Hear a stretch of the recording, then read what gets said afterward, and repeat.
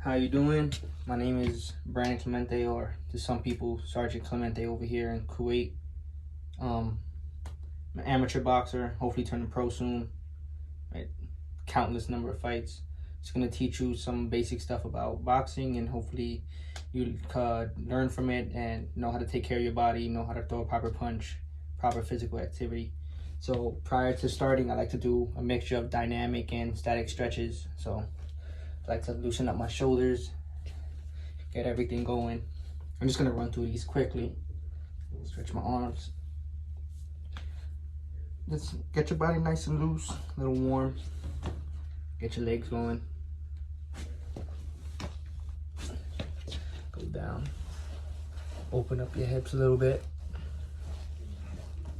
All right. Stretch a little bit more. Let it out. Do each one of those stretches a few times. Just get loose. Obviously, you would keep it going a little bit longer, actually get a full stretch, but for the purpose of the video, just gonna do it a little quickly. So the first thing with boxing or any combat sport or any sport in general is proper stance and proper mechanics. So the first thing obviously is your stance with boxing. So if you're facing straight, this is what you call a squared stance. You don't want to be squared against your opponent ever in boxing. Certain sports like Muay Thai are different because you got kicks coming in.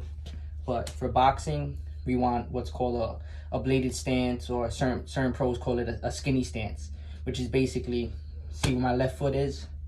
I turn that foot slightly canted, and then I'll bring my rear foot back. So this is an acute angle with my lead shoulder facing the center of the chest of my opponent. Again, not squared, belly button shouldn't face forward. My shoulder is here, I'm facing diagonally here. A nice even stance, shoulder width, maybe a little bit more. And you can see I'm able to rock back and forth, have a nice even stance. Now with my hands, I want them to come up, elbows in, not out. Because if they're out, you're vulnerable for uppercuts, your body's exposed. So here, with your elbows nice and tucked, you're able for defense, however you want. Again, elbow straight, shoulder straight. This is facing the opponent. This one's facing the rear. Hands always up, protecting your chin. You don't have to have a nice clenched fist all the time because you're just gonna tire yourself out. You're really straining on your muscles. It's a lot harder work to stay tense the whole time. So just stay loose, natural hang in your arms. When you have a natural hang in your arms are here. I keep them slightly open. Now with a stance, you got to think the legs are connected by a string. So imagine a string here, left leg, right leg. Moving forward, this is an orthodox stance because I'm obviously a righty. Strong hand to the rear, your weak hand to the front. This is your jab hand, this will be your cross hand. The rear is your power punch. This is the left hand is what you're going to use as your jab hand. It's going to be your range and your number one punch.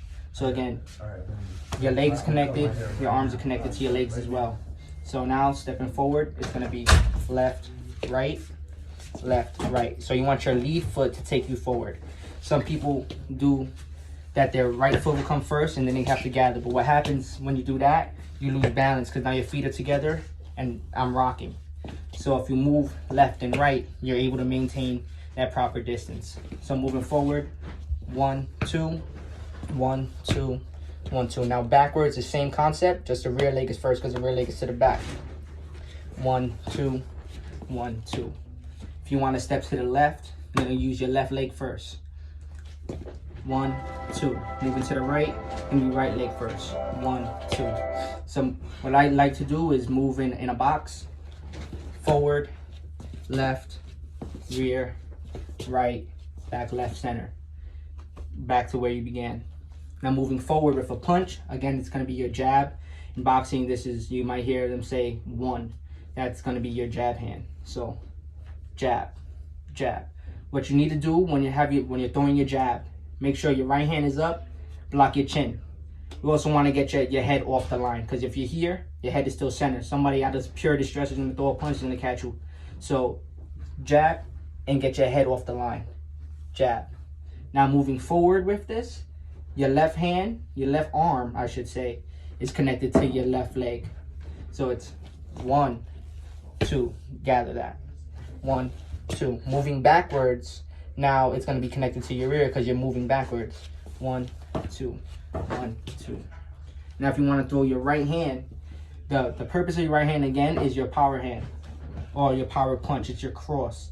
So when you want, what you do to gather your power, especially in baseball, if you're thinking baseball, like you're cross training, you're throwing, you're coming down and you're swinging. So it's the same concept. You need to sit on your punches. You might hear this a lot in boxing. Sit on your punch and throw. So sit down, get that strength from your lower extremities, bring it up and generate it through this right hand that you're about to throw.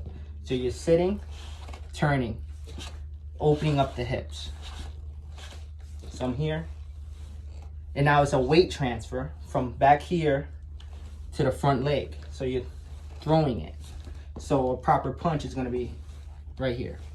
If you're moving forward again, if you're doing a 1-2 jab, cross. Your right hand is connected to your right leg moving forward.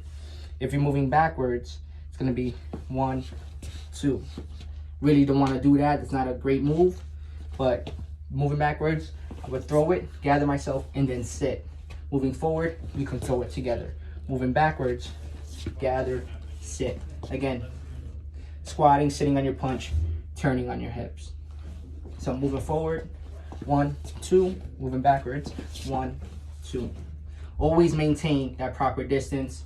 Always maintain sitting on your punches. Head off the line on the jab, sitting on your cross.